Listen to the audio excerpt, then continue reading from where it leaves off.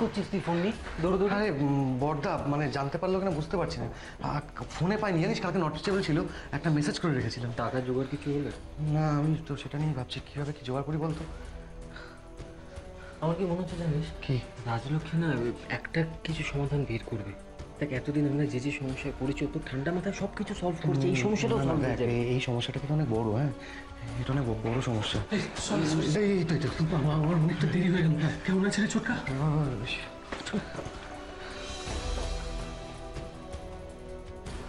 বলছি শোন না, সবাই বাড়ি গেছে। হ্যাঁ আমাদের এখানে থাকতে হবে।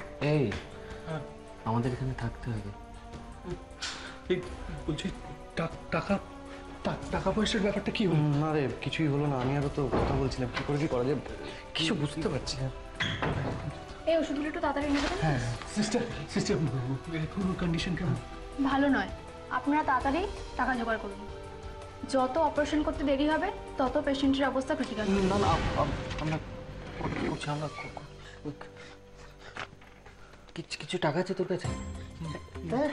এই তোর কাছে কিছু টাকা আছে? না না আমি তো কালকে দৌড়ে চলে এসেছি ফোন পে, আমি কিচ্ছু আনতে পারিনি। বলছি আমি তো অফিস থেকে এলাম, মানে আমার কাছে এখন বলছি একটা কাজ করি, বাইরে যাই এটিএম থেকে কিছু টাকা তুলে নি, কারণ তোর একটু এমার্জেন্সি তো। তখন কি টাকা দরকার? ওষুধ তো কিনতে হবে। চল